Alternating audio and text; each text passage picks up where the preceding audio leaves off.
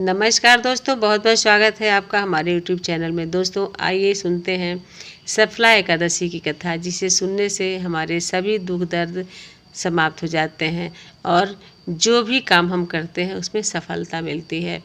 तो आइए सुनते हैं सफला एकादशी की कथा, जिसे भगवान कृष्ण ने युधिष्ठिर को सुनाया था। एक बार की बात है, महाराज युधिष्ठिर ने पूछा, हे जनार्दन, पौष कृष्ण एकादशी का क्या नाम है?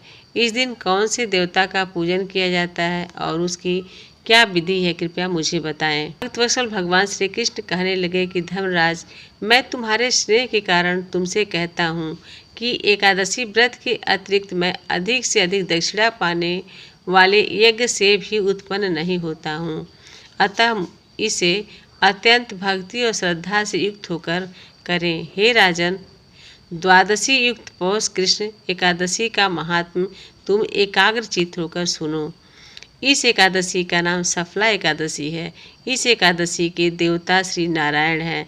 विधि पूर्वक इस व्रत को करना चाहिए।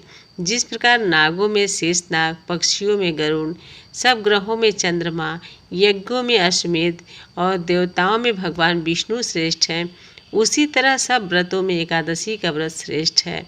जो मनुष्य सदैव एकादशी का व्रत करते हैं वे मुझे परम प्रिय हैं। अब इस व्रत की विधि कहता हूँ, सुनो। मेरी पूजा के लिए ऋतु के अनुकूल फल, नारियल, नींबू, नवेद आदि 16 वस्तुओं का संग्रह करें। इस सामग्री से मेरी पूजा करने के बाद रात्रि जागरण करें। इस एकादशी के व्रत के समान यज्ञ, तीर्थ, दान, तप तथा और कोई दूसरा व्रत नहीं है। 5000 वर्ष तप करने से जो फल मिलता है उससे भी अधिक सफला एकादशी का व्रत करने से मिलता है। हे राजन, अब आप इस एकादशी की कथा सुनिए। चंपावती नगरी में एक महिष्मान नामक राजा राज्य करता था। उसके 4 पुत्र थे। उन सब में लुम्बक नाम वाला बड़ा राजपुत्र महापापी था।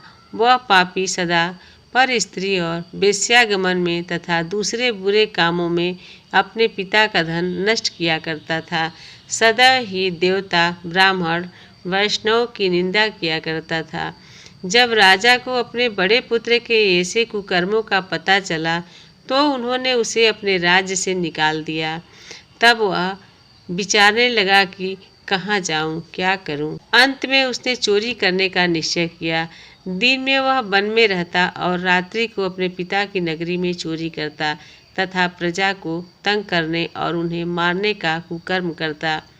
कुछ समय पश्चात सारी नगरी भयभीत हो गई। वह वन में रहकर पशु आदि को मारकर खाने लगा।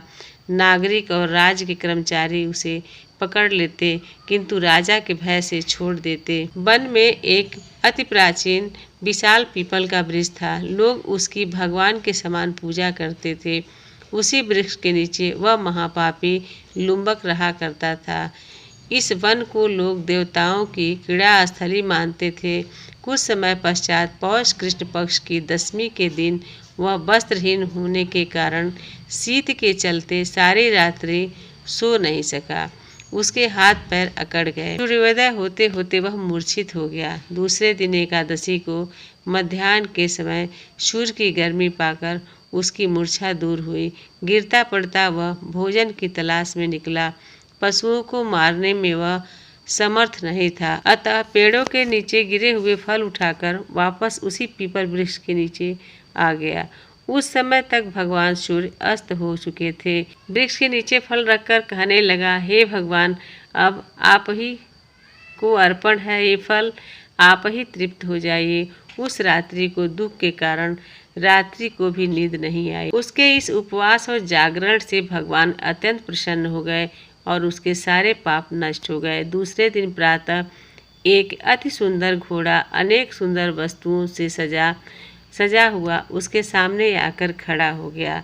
उसी समय आकाशवाणी हुई कि हे राजपुत्र, श्री नारायण की कृपा से तेरे पाप नष्ट हो गए। अब तू अपने पिता के पास जाकर राज प्राप्त कर। ऐसी वाणी सुनकर वह अत्यंत प्रसन्न हुआ और दिव्य वस्त्र धारण करके भगवान आपकी जय हो कहकर अपने पिता के पास गया। उसके पिता ने प्रसन्न होकर उसे समस्त राज्य का भार सौंप दिया और वन का रास्ता ले लिया। अब लुम्बक शास्त्रानुसार राज करने लगा। उसके स्त्री पुत्र आदि सारा कुटुंब भगवान नारायण का परम भक्त हो गया। वृद्ध होने पर वह भी अपने पुत्रों को राज्य का भार सौंपकर वन में तपस्या करने चला गया और अंत समय में वैकुंठ को प्राप्त हुआ। अतः जो मनुष्य इस परम पवित्र सफला एकादशी का व्रत करता है उसे अंत में मुक्ति मिलती है। जो नहीं करते वे पूंछ और सींगों से रहित पशुओं के समान है। इस सफला एकादशी के महात्म को पढ़ने से अथवा श्रवण करने से मनुष्य को अश्वमेध यज्ञ का फल मिलता है। तो दोस्तों, जो जानकारी हमें थी वो कथा मैंने आपको सुनाई। जो लोग व्रत नहीं कर पाते हैं वो लोग भी कथा ज़रूर सुनें और कोशिश करें कि उस दिन चावल ना खाएं, तो भी एकादशी का फल उन्हें मिलता है। इन्हीं शब्दों के साथ विदा लेती हूँ। आप लोगों से आग्रह है कि अगर आप लोग अभी नए हैं तो हमारे चैनल को सब्सक्राइब करें। कमेंट में जय माता लक्ष्मी, जय नारायण ज़रूर लिखें।